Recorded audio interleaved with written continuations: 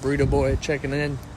Just finishing some steps here at the mall, and so I've been sharing my meals today. The only one that's not in there was a protein shake, which was about 42 grams of protein, but the meal prior to that was In-N-Out, and so it still doesn't make sense to people how that's possible. And I have two pieces of advice. I have two pieces of two insights about that, and why it works. Okay, so number one is, look, do it yourself. Like, you're already eating these things, so why not give yourself 2 weeks, 3 weeks, 4 weeks to actually track everything and show yourself, hey, what's up, Sama?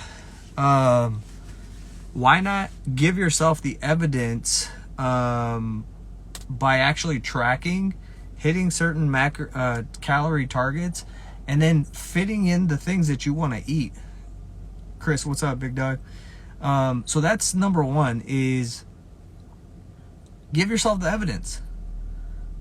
Eat In-N-Out every day, track it, hit your calories in the rest of the in the entirety of the day, and see what happens, okay? Because you're doing it anyway. You're eating all these things anyway. What difficulty are you adding by tracking?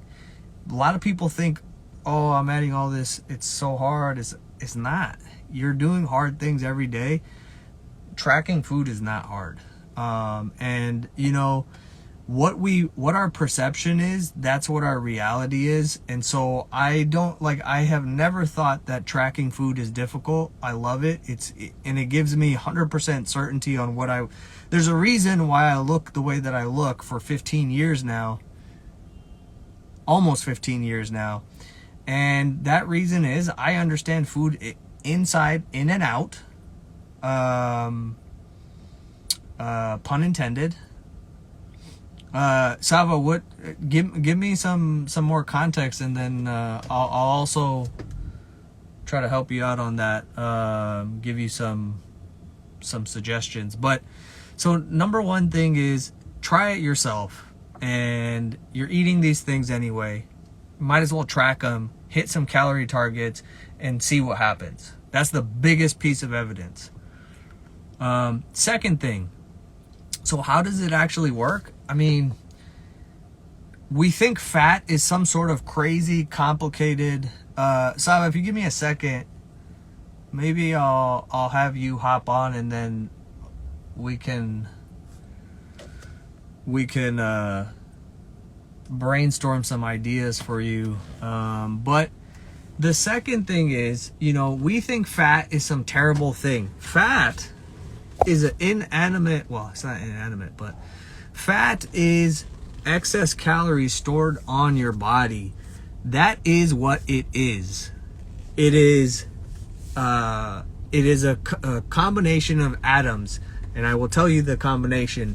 If I remember correctly, it's 56 carbon atoms, 106 hydrogen atoms, and 6 oxygen atoms. That is human fat. So it's not anything more than that. And so why does it accumulate? Well, when you eat food, which is also made up of atoms, primarily, drum roll please, carbons, hydrogens, and oxygen, if you eat things that have those atoms, and then you eat more than what you need in each day, what is going to happen to those extra atoms? They are going to get stored they're going to be turned into the carbon 56, 106 hydrogen, 6 oxygen molecule, and that is what fat is. That's all it is. So if I want to remove some of that fat, I want to remove those molecules, I have to stop taking more in than I need each day, and slowly I will start to use the ones that I already have on my body. That's all it is. That's what's happening. So the thing in the diet industry and the nutrition world and culture and society, there's all this drama and emotional meaning and my relationship with food and blah blah blah. Like, you don't have a relationship with food. What is actually happening is you don't have, and if you're like, okay, I understand calories, but I can't get myself to stop eating, I just eat. It's not that you have a relationship with food that's not working in your favor. You don't have a good relationship to yourself. Your relationship to yourself is what is causing those problems of overeating. A bag of Oreos never hopped out of the cabinet, put a gun to your head and say, you got to eat this because you had a bad day, and if you don't, I'm going to have a problem. You felt bad, and the practice behavior that you have says, if I feel bad, I can make myself feel good by giving myself some mouth pleasure. I can temporarily feel better because then I can momentarily forget whatever bigger issue or frustration I have in my life, and thus you eat that. And then the thing is, then you feel guilty, like I did something bad. You did not do anything bad. You ingested atoms. That's all it is. And the more emotion and meaning that you attach to this thing, the more difficulty you have. And the real issues that cause all these problems is our emotional issues and our how well is the human taken care of. So I have this system reliability framework that, you know, you can, and this is another topic to fully explain this, but you have training, you have nutrition, and you have human behavior. Those are the components of the system that will produce either fat or fat loss on your body. Okay, now nutrition and training is very simple and pretty reliable if you just do it, but that's what happens in the third piece, which is the behavior. And so I have this broken down where it's like, if the human is not well taken care of, you're not going to do the actions.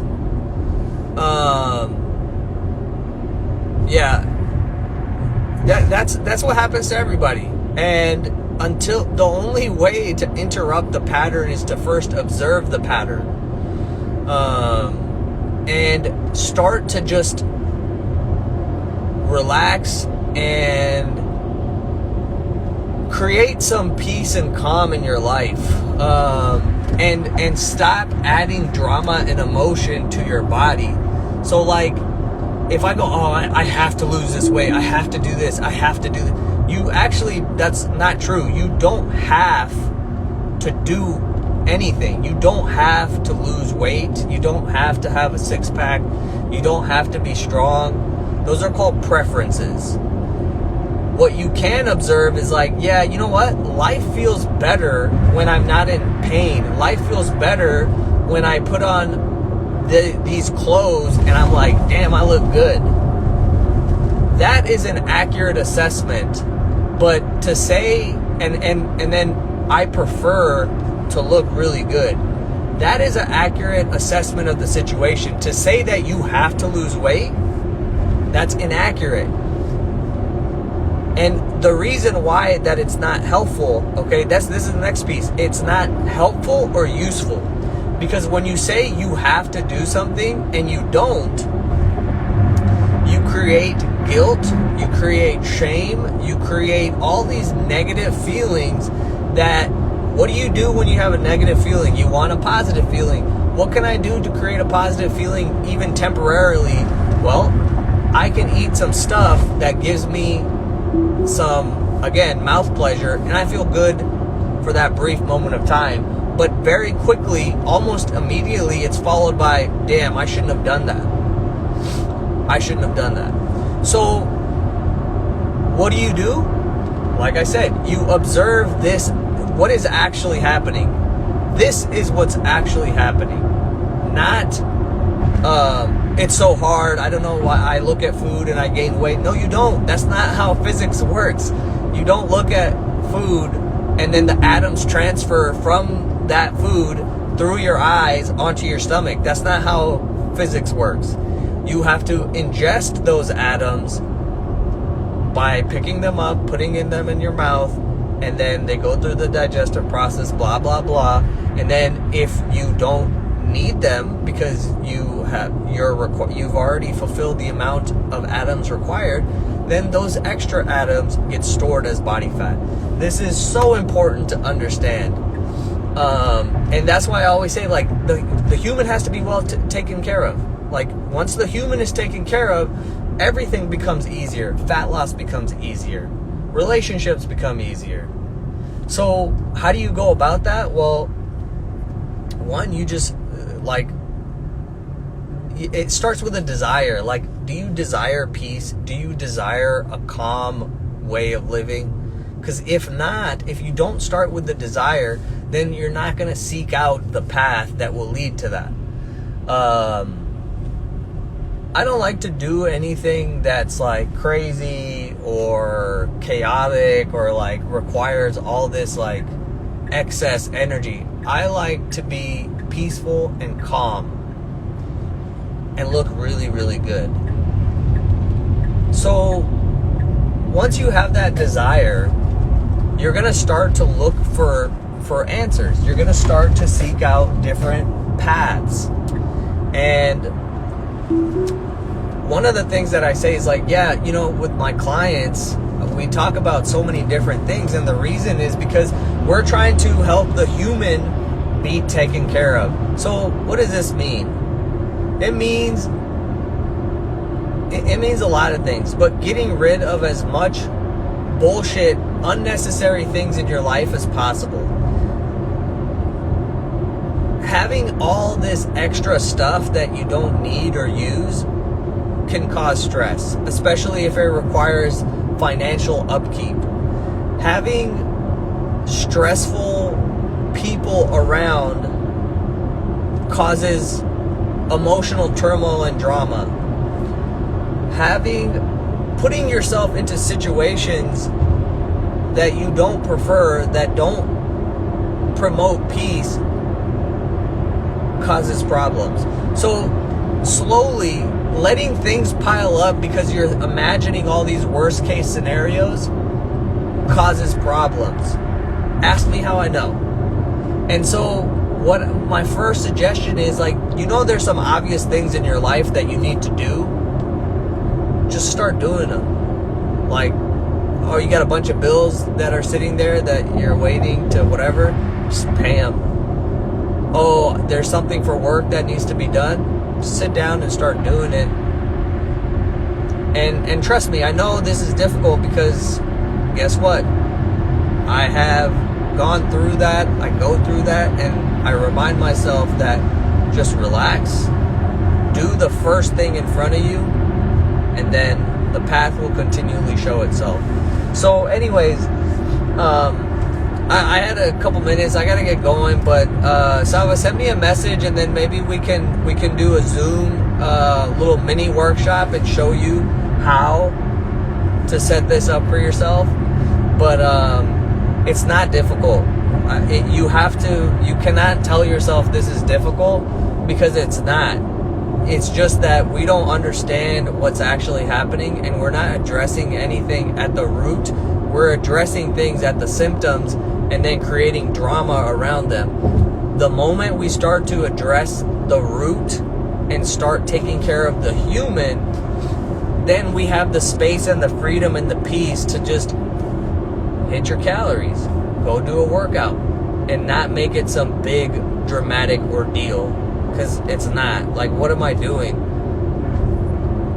I'm gonna eat anyway. Why not eat in a way that is enjoyable and gives me the body that I want? So, yeah, that's it for now. Sava, send me a message and then we'll figure it out.